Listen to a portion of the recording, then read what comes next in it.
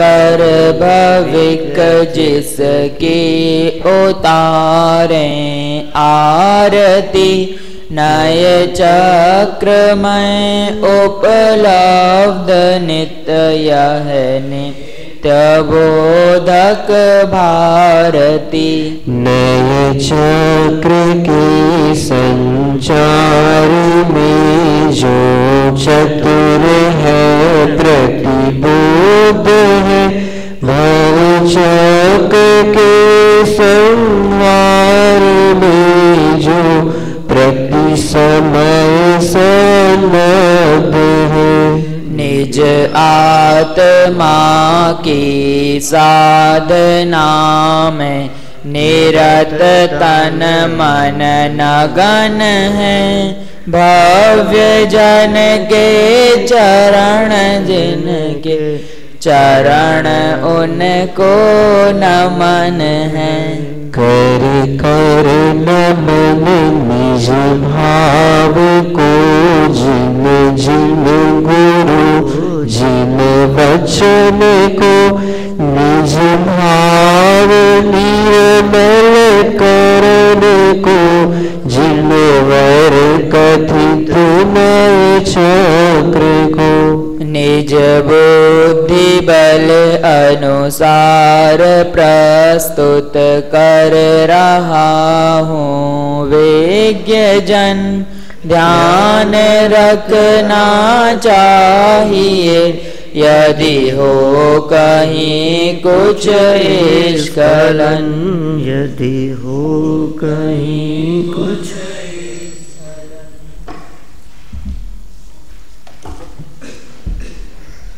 Attendance लेनी है क्या? आज ले नहीं रहे वैसे अपन 2-4 दिन से।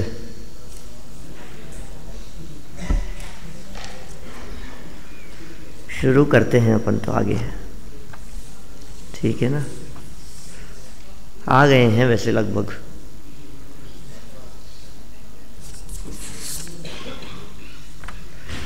देखिए,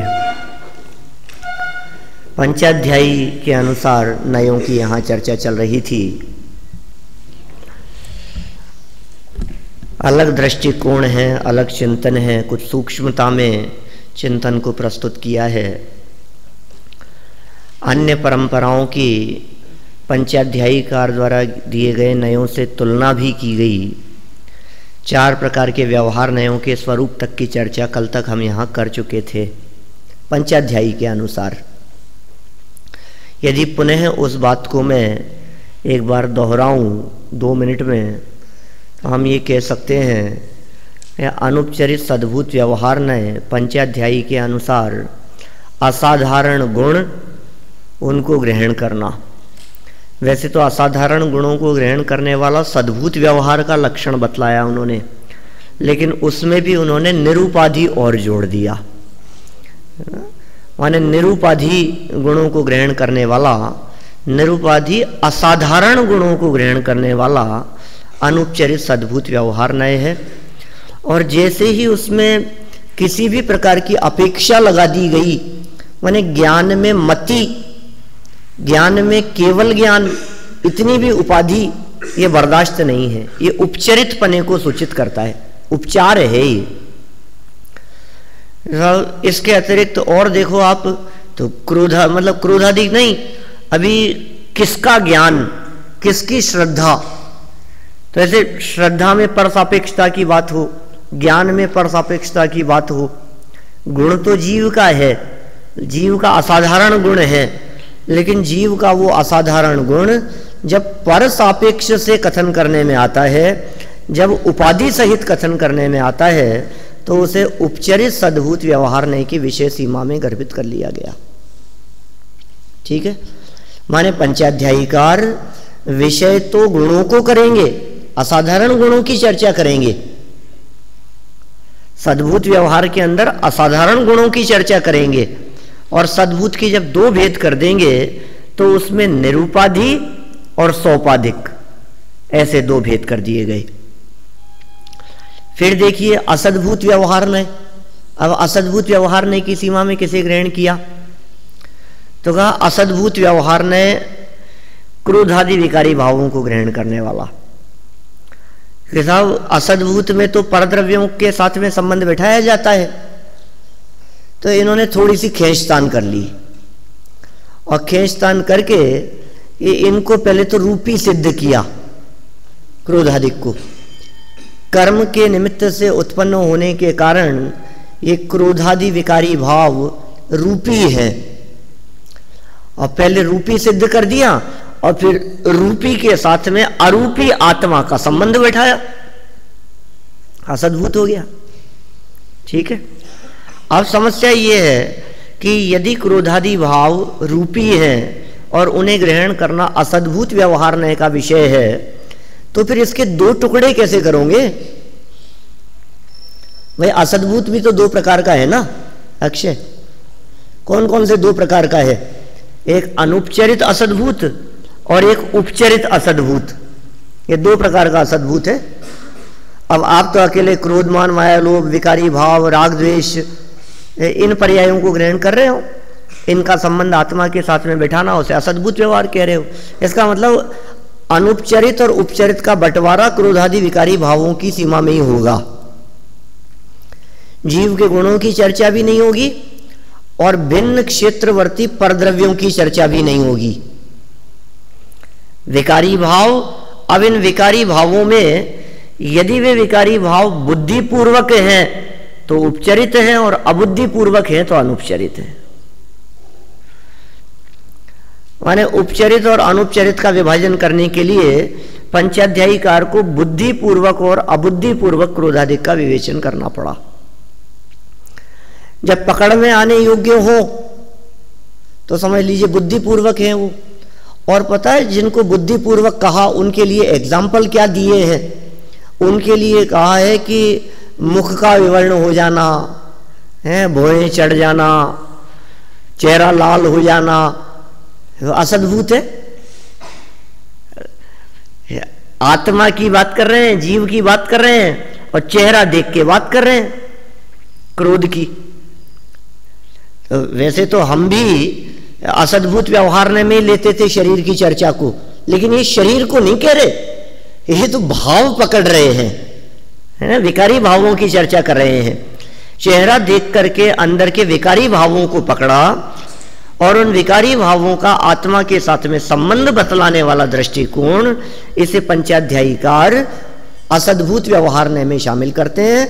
अब यदि ये विकारी भाव पकड़ में आ रहा है तो उपचरित असद्भुत है, और ये विकारी भाव पकड़ में नहीं आ रहा है तो अनुपचरित असद्भुत व्यवहारने है। इतनी चर्चा हम कल तक यहाँ कर चुके हैं। कोई बात नहीं समझ में आई हो आपको तो आप लोग पूछिए। बोलो भाई शुभम, कोडलेस नहीं है?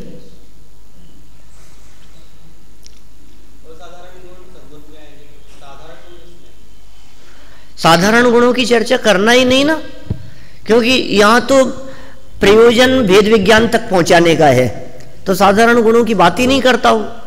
वो कहते हैं नए प्रयोजन की सिद्धि के लिए है, जिनसे आपका प्रयोजन सिद्ध होगा हम उनको नए की विषय सीमा में शामिल करेंगे, जिनसे हमारा कोई प्रयोजन सिद्ध नहीं होता हम उनकी चर्चा नहीं करेंगे। बोलो हम क्यों ऐसी बात करें, उनकी चर्चा ही नहीं करना। असाधारण गुण पर वस्तु से भेद उत्पन्न करते हैं, भेद विज्ञान की सिद्धि करने वाले हैं। जिन गुणों के आधार पर एक वस्तु को अन्य वस्तुओं से पृथक किया जा सके, जो गुण किसी वस्तु में विशेष रूप से मौजूद हो और अन्य वस्तु में न पाए जाएं, बस उनकी चर्चा करने वाला ये नय होगा सद्भूत व्यवहार में। और कोई शंका? हेमचंद ठीक है? जिनेश कल नहीं थे क्लास में, क्या तबीयत ठीक नहीं है? प्रमाद? कोई बात नहीं। चलो यहां देखते हैं अपन गुरुदेव का प्रमाण प्रस्तुत किया है। पेज नंबर कितना है बोलो? 174। देखिए ये चार बातें कहने के पश्चात आपको ध्यान है तुलना भी बतलाई गई थी। तुलना किसने बतलाई है? पंडित देवकीनंदन जी शास्त्री, उनके द्वारा ये तुलना बतलाई गई। अब उक्त संदर्भ में आध्यात्मिक सत्पुरुष श्री कांजी स्वामी का विश्लेषण भी द्रष्टव्य है। समय सार की गाथा 11 की आत्मख्याति टीका पर प्रवचन करते हुए उन्होंने इस विषय को इस प्रकार स्पष्ट किया है। देखिए, आत्मख्याति टीका की चर्चा की, पढ़ रहे हैं समय सार, और नए लगाए हैं उन्होंने पंचाध्याय वाले।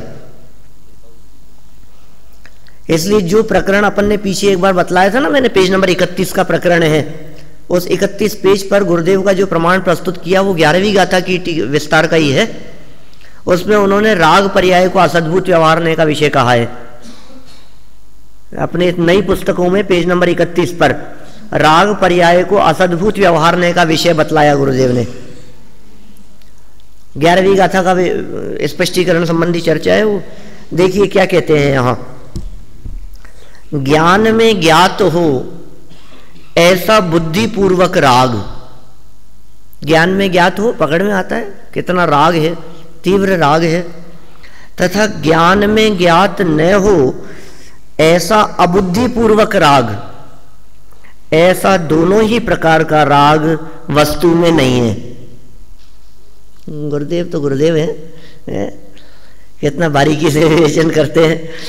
ये कहते हैं है ही नहीं, परद्रव्य है, राग तो भिन्न है। महाराज वस्तु स्वरूप है, ऐसा जीव की पर्याय में हो रहा है, कुछ नहीं, प्रयोजन देखो कुछ नहीं है, यानी प्रयोजन की दृष्टि से देखो, परद्रव्य के खाते में रखो राग को। राग परद्रव्य है, राग की चर्चा करना यही परद्रव्य को अपना कहने वाली बात है। क्या प्रयोजन की सिद्धि होगी राग को अपना कहने से? पुद्गल का है, जड़ है, राग को जड़ कह करके पुकारते हैं। अबुद्धिपूर्वक राग और बुद्धिपूर्वक राग, ये दोनों ही प्रकार का राग वस्तु में नहीं है। वस्तु में नहीं है माने मूल वस्तु में नहीं है, वस्तु में नहीं है माने द्रव्य स्वभाव में नहीं है, वस्तु में नहीं है माने त्रैकालिक वस्तु में नहीं है, ऐसा कहना चाहते हैं। अगर अपेक्षा नहीं लगाओ तो गड़बड़ी हो जाएगी सब। किसी व्यक्ति को नयों का पता नहीं हो और इनकी विवक्षाओं का पता नहीं हो और ये बात सुने, कभी कभी ऐसा होता है जिनको वस्तु स्वरूप का यथार्थ भान नहीं होता है और वे गुरुदेव के ऐसे कथन पढ़ते हैं। मैं सुनता हूं कई बार, कई सभाओं में लोग इस तरह के प्रश्न करते हैं कि पंडित जी राग तो पुद्गल का ही है ना, राग तो पुद्गल का ही होता है ना, पुद्गल की पर्याय है ना राग तो। मैंने कहा कहां सुना? बोले हमने तो यही सुना है आज तक, राग जीव का होता है ये बात तो हमने कभी सुनी ही नहीं। पता है वे लोग कौन हैं? सिर्फ गुरुदेव को सुनने वाले, आगम अभ्यासी नहीं। पहले आगम अभ्यास करो।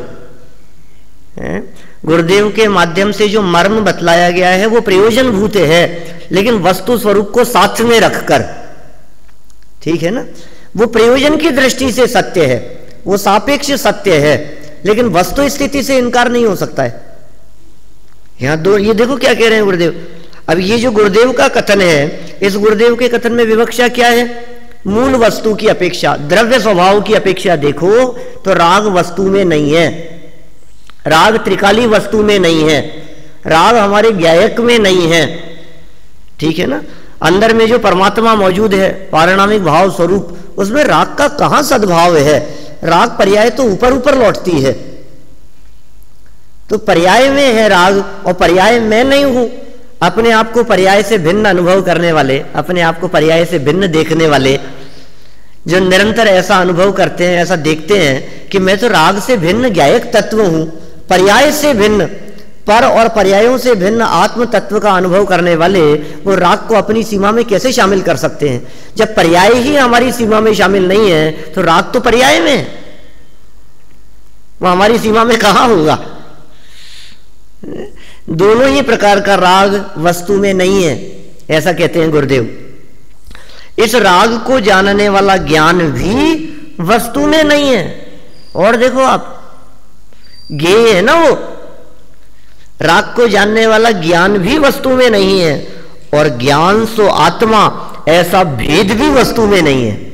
लो, आत्मा में ज्ञान है, ऐसे भेद भी वस्तु में नहीं है।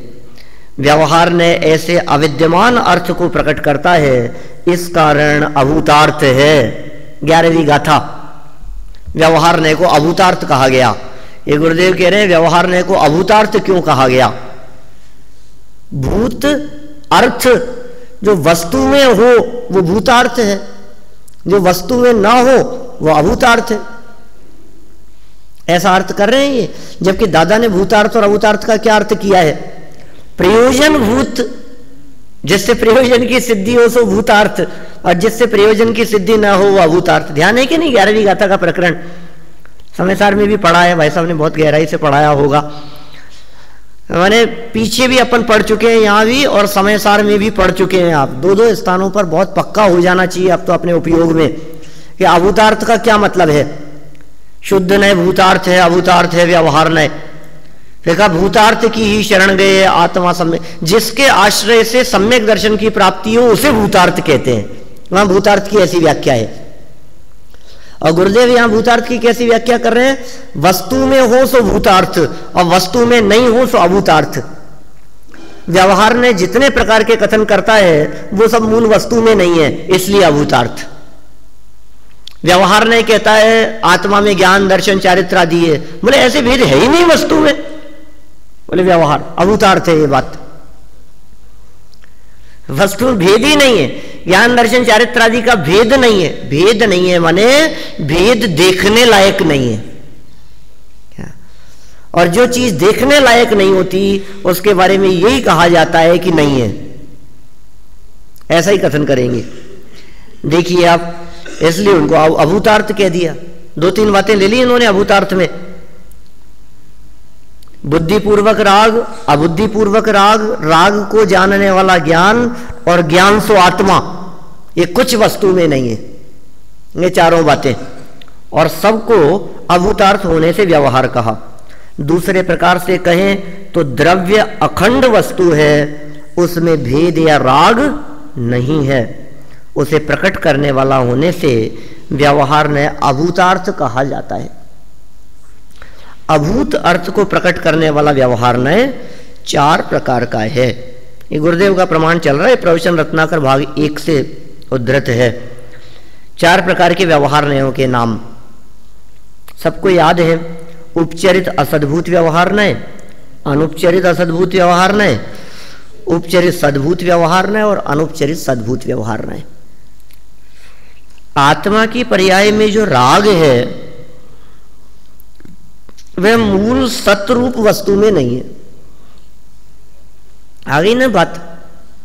आत्मा में नहीं है का मतलब मूल वस्तु में नहीं है, मूल सतरूप वस्तु में नहीं है।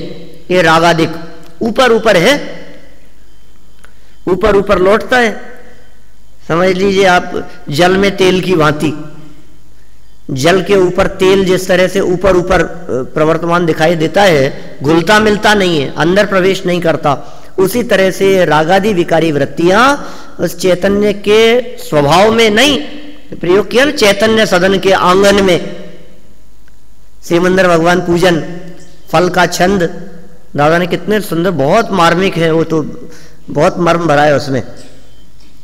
शुभ अशुभ वृत्ति एकांत दुख अत्यंत मलिन संयोगी है, अज्ञान विधाता है इनका निश्चित चैतन्य विरोधी, कांटों सी पैदा हो जाती।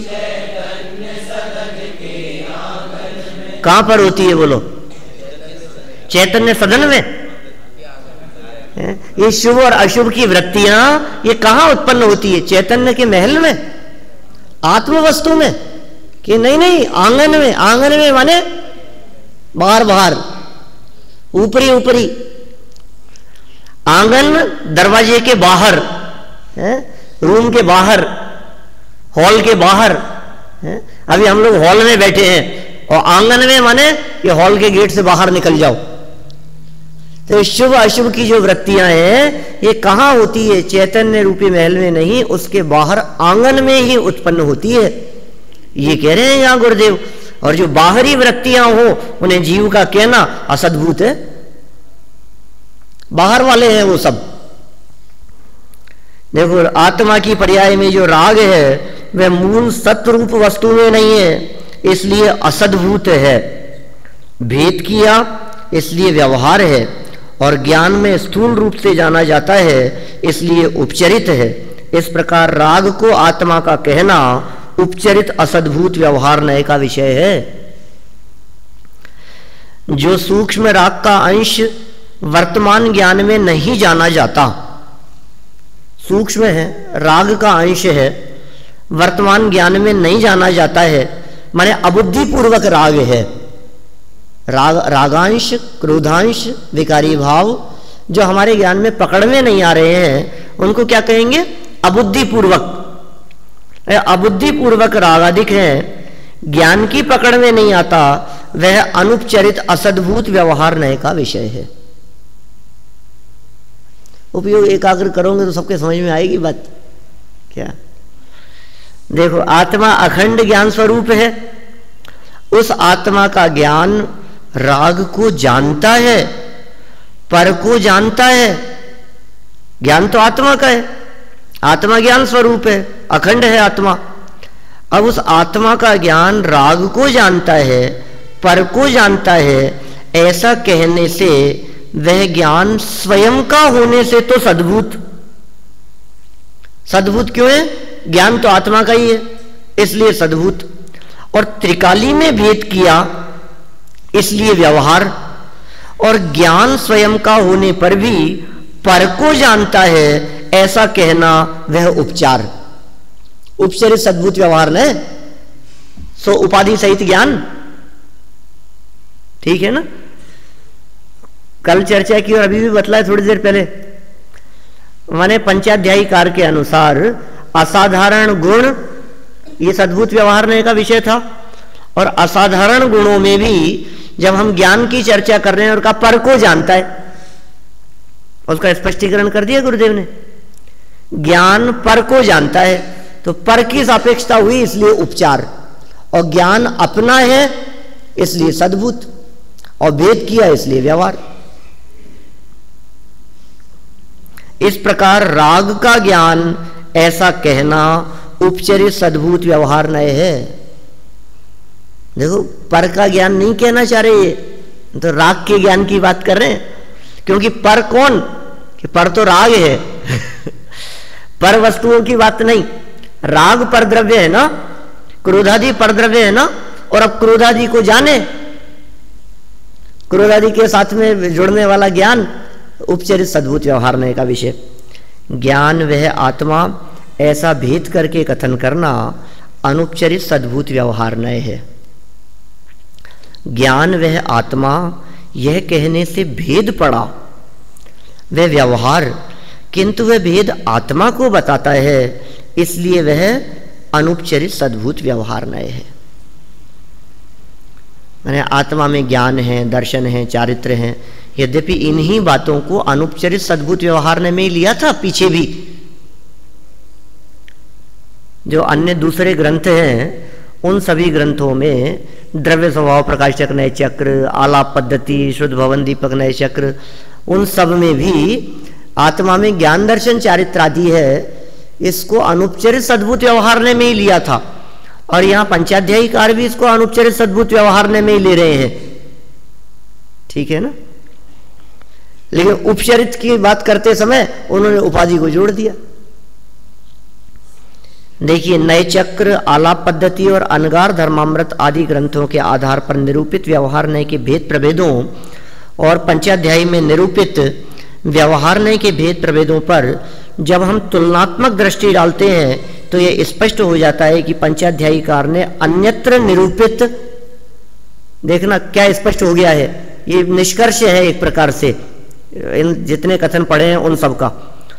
क्या स्पष्ट हो जाता है कि पंचाध्यायी कार ने अन्यत्र निरूपित शुद्ध सद्भूत और अशुद्ध सद्भूत, सद और लगा सकते हैं यहां, अन्यत्र निरूपित शुद्ध सद्भूत और अशुद्ध सद्भूत व्यवहार नयों के विषयों को शुद्ध सद्भूत, अशुद्ध सद्भूत, अनुपचरित असद्भूत और उपचरित असद्भूत व्यवहार नय के इन 4 प्रकारों में फैला दिया है।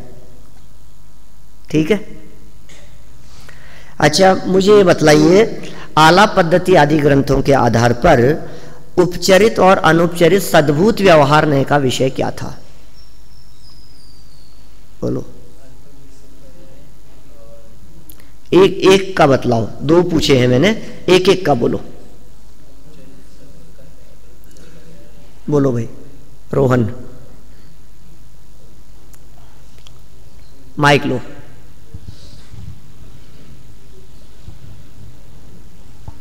हाँ, क्या बोल रहे हो ये बताओ।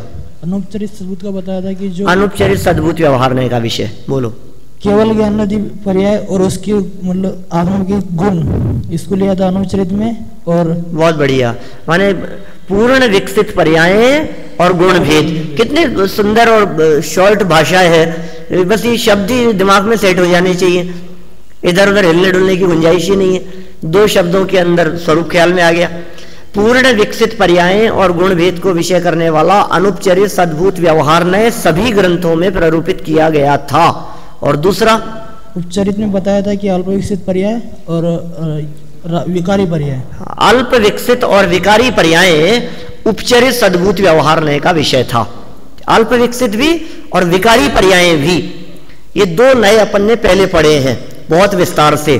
इन 2 नयों के जितने विषय हैं उन विषयों को पंचाध्यायीकार ने 4 में फैला दिया। मैंने जितनी बातें कही ना, अल्प विकसित पर्याय, विकारी पर्याय, गुण भेद और पूर्ण विकसित पर्याय, ये जितनी बातें कही है इन सब को उन्होंने सद्भूत और असद्भूत के 2-2 भेदों में, माने 4 भेदों के अंदर विस्तार से फैला दिया। इसलिए ऐसा कह सकते हैं कि अन्य आचार्यों की दृष्टि से जो सद्भूत व्यवहार का विषय था, पंचाध्यायीकार ने उसी में से असद्भूत निकाल दिया। लेकिन फिर समस्या दिखेगी।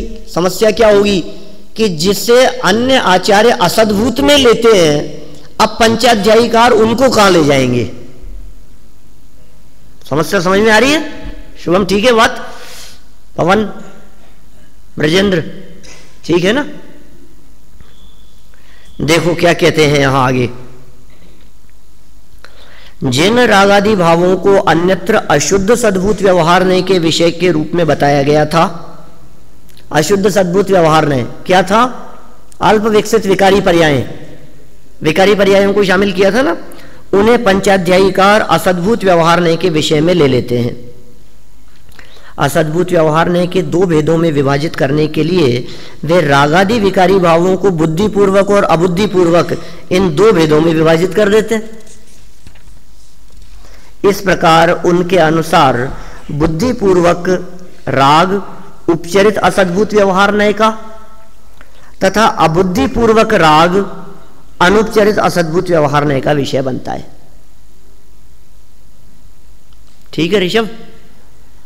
देखो और आगे, शुद्धता और अशुद्धता का आधार बनाकर सद्भूत व्यवहार नय के जो 2 भेद अन्यत्र किए गए हैं, क्या शुद्धता और अशुद्धता का भेद किया, जो 2 भेद किए हैं अनुपचरित और उपचरित सद्भूत व्यवहार नय जो अन्यत्र किए गए हैं, उन्हें अशुद्धता के आधार पर रागादि विकार अशुद्ध सद्भूत व्यवहार नय के विषय बनते हैं।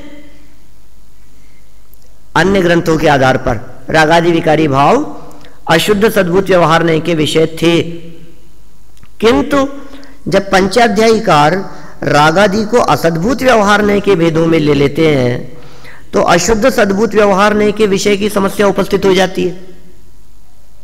नहीं है समझ में? माने देखो, जो दूसरे नंबर वाला नय था कौन सा? अनुपचरित सद्भूत व्यवहार नय। अब यदि अनुपचरित सद्भूत व्यवहार नय के विषय को आप असद्भूत में ले लोगे तो फिर अनुपचरित सद्भूत का क्या होगा? वापस सुनना ध्यान से, पुनः बोलता हूं भाई।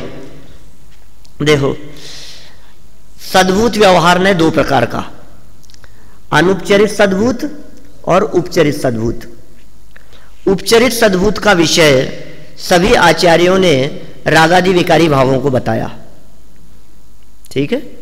काम क्रोध आदि विकारी भावों को विषय करने वाला उपचरित सद्भूत व्यवहार नय था। ठीक है सौरभ? अब उस उपचरित सद्भूत को, उसके जो भी विषय था उसको पंचाध्यायी ने वहां से हटाया और असद्भूत में ले लिया। ठीक है? तो अब उपचरित सद्भूत में क्या शामिल करेंगे फिर? यह समस्या तो होगी ना। तो उस समस्या का समाधान क्या किया कि पर सापेक्ष उपाधि सहित ऐसे गुणों को ले लिया। तो वापस पढ़ो, देखो पैराग्राफ, धीरे धीरे पढ़ो, जितना धीरे पढ़ोगे उतना समझ में आएगी बात। समस्याएं उपस्थित करते हैं, फिर उसका समाधान करते हैं। एक बार तो अपन समझ चुके पंचाध्यायी के अनुसार चारों प्रकार के नए, उन्हीं बातों का स्पष्टीकरण चल रहा है।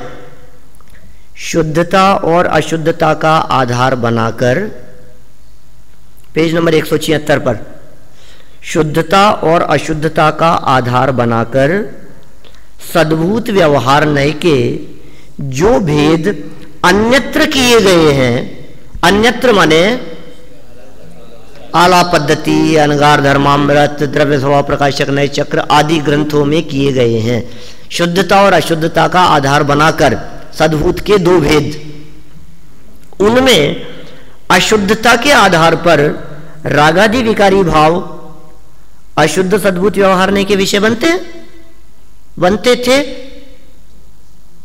रागादि विकारी भाव अशुद्ध सद्भूत व्यवहारने माने उपचरित सद्भूत व्यवहारने के विषय बनते थे।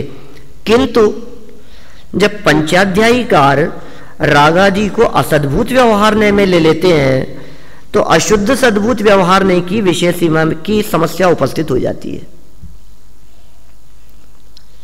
जब आप एक के विषय को दूसरे में ले लोगे तो फिर उसकी समस्या खड़ी होगी ना, उसके लिए नया विषय चाहिए। हम ये कह रहे हैं जो फर्स्ट ईयर में पढ़ते थे, यदि वे सबके सब सेकंड ईयर में आ गए तो फिर फर्स्ट ईयर में कौन रहेगा? ये समस्या तो होगी ना।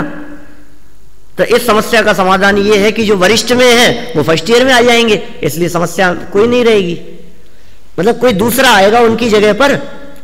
अब हमने कहा उपचरित सद्भूत व्यवहारने का ये विषय था, देखा इस विषय को तो अपन एक काम करो, इसको ट्रांसफर कर दो असद्भूत व्यवहारने में। तो बोले फिर उपचरित सद्भूत में क्या करेंगे? ये समस्या है ना। अब उसका समाधान पंचाध्यायीकार इस प्रकार करते हैं कि अर्थ विकल्पात्मक ज्ञान, अर्थ माने वस्तु, वस्तु का आश्रय लेकर के, पर वस्तु का आश्रय लेकर के, भिन्न वस्तुओं का अवलंबन लेकर के और उसके अवलंबन से उठने वाला विकल्पात्मक ज्ञान, सविकल्प ज्ञान, अर्थात जो रागादि को जाने वह ज्ञान। देखो कैसा ज्ञान, तो ज्ञान है, ज्ञान राग का होता नहीं है, लेकिन राग का ज्ञान, कषाय का ज्ञान, विकार का ज्ञान, अशुद्धता का ज्ञान। अभी ज्ञान तो ज्ञान सामान्य है, लेकिन ज्ञान सामान्य ज्ञान रूप होते हुए भी हमने उस ज्ञान को ज्ञान रूप न देखकर राग का ज्ञान कहा, ये उपचरित सद्भूत। ठीक है, मोबाइल का ज्ञान, कंप्यूटर का ज्ञान, संस्कृत इंग्लिश का ज्ञान, प्राकृत का ज्ञान, ठीक है, शास्त्र का ज्ञान, जहां ज्ञान को पर की अपेक्षा से देखा। अपने को ऐसा लगता है कि यदि ज्ञान को पर सापेक्ष न देखें तो फिर ज्ञान का कथन कैसे करें। हमने कहा कि ये बहुत ज्ञानी है, इनको बहुत ज्ञान है, नॉलेज बहुत अच्छी है इनकी। क्या मुझे किस विषय में अच्छी नॉलेज है? अब्दुल कलाम को भी बहुत अच्छा ज्ञान है, नॉलेज बहुत अच्छी है, बहुत अच्छे विद्वान है। तो कौन से धर्म के विद्वान है? जैन दर्शन के, 6 द्रव्य 7 तत्व को जानते होंगे। तो विषय बताना पड़ेगा ना, किसका ज्ञान है, किस फील्ड का ज्ञान है। इंजीनियर है, डॉक्टर है, उनके ज्ञान में कोई कमी नहीं है, ज्ञान का विकास तो बहुत है, क्षयोपशम तो बहुत अच्छा है, साइंटिस्ट हैं और उनके ज्ञान का क्षयोपशम कितना उत्कृष्ट है। लेकिन ज्ञान का क्षयोपशम उत्कृष्ट होते हुए भी उस ज्ञान को पर सापेक्ष देखेंगे तो उपचरित सद्भूत व्यवहारने में चला जाएगा। अरे क्षयोपशम देखना, यह भी उपचरित सद्भूत व्यवहारने का विषय है। ज्ञान का क्षयोपशम कम ज्यादा देखना, इनको बहुत ज्ञान है तो ज्ञान में जो बहुत पने की उपाधि लगा दी गई, यह भी उपचरित सद्भूत है। इनको अल्प ज्ञान है, ज्ञान में जो है अल्प उपाधि लगा दी गई, यह भी उपचरित सद्भूत व्यवहारने का विषय है। तो क्या कहना चाहते हैं? अनुपचरित में किसको लेंगे कि ज्ञान तो ज्ञान है बस, या अनुपचरित, ज्ञान को ज्ञान मात्र देखना। किसी भी तरह का उपाधिजन्य भेद यदि डाल दिया गया तो वो उपचरित सद्भूत की सीमा में चला जाएगा। देखिए क्या कह रहे हैं यहां, अर्थ विकल्पात्मक ज्ञान अर्थात जो रागादि को जाने वह ज्ञान, यह तो अशुद्ध सद्भूत व्यवहारने का विषय बनता है। और सामान्य ज्ञान, ज्ञान सामान्य ले लिया, सामान्य ज्ञान अर्थात ज्ञान वह आत्मा, ऐसा भेद शुद्ध सद्भूत व्यवहारने का विषय बनता है। ज्ञान मात्र आत्मा, क्या आत्मा को ज्ञान मात्र कहना, ज्ञायक है आत्मा, सारी बातें शामिल की है क्योंकि उन्होंने निश्चय का लक्षण तो न तथा बताया है। इसलिए जो जो विषय अपन निश्चय नहीं की विषय सीमा में शामिल करते थे, समझ लीजिए परम शुद्ध निश्चय का विषय, या समझ लीजिए उससे नीचे उतरे तो साक्षात शुद्ध निश्चय का विषय, एक देश शुद्ध निश्चय का विषय, ये सब जो शुद्ध निश्चय के विषय सीमा में शामिल करते थे, अशुद्ध निश्चय के विषय सीमा में शामिल करते थे, पंचाध्यायीकार उन सभी को व्यवहार नयों में ही शामिल कर रहे हैं। तो फिर निश्चय की समस्या खड़ी हो जाएगी। तो कह रहे हैं निश्चय का लक्षण तो न तथा है, बस निश्चय तो है जो है, निश्चय के बारे में कथन ही नहीं, बोले कहना व्यवहार है, बोलना व्यवहार है, आप कुछ भी कहो वो व्यवहार कहलाएगा। समझ में आ रही है बात? देखो खत्म करते हैं अपन इस विषय को। अब एक समस्या और भी शेष रह जाती है, वह यह कि अन्यत्र जिन संश्लेष सहित और संश्लेष रहित देह व मकान आदि को असद्भुत व्यवहारने का विषय बताया गया है, उन्हें असद्भुत व्यवहारने का विषय नहीं मानने पर पंचाध्यायीकार उन्हें किस नय का विषय मानते हैं? सारा जिनागम शरीर को अपना कहना, इसे असद्भुत व्यवहारने कहता है। सारा जिनागम ये कहता है कि परद्रव्यों को अपना कहना ये व्यवहार असद्भुत व्यवहारने का है, उपचरित और अनौपचरित असद्भुत व्यवहारने के विषय हैं। अब यदि पंचाध्यायीकार असद्भूत में क्रोधादि पर्यायों को शामिल कर रहे थे, तो फिर असद्भूत में किसे शामिल करेंगे? उनकी दृष्टि से ये सारे जो विषय हैं ये किसमें शामिल होंगे? ऐसा लगाओ, शरीर को अपना कहना और परद्रव्य को अपना कहने वाले कथन ये कौन से नए के अंदर शामिल होंगे? इस बात का समाधान पंचाध्यायीकार के अनुसार ही किया है। कल अपन इस विषय को आगे बढ़ाएंगे। प्रवचन का समय हो गया है, दादा आ गए हैं।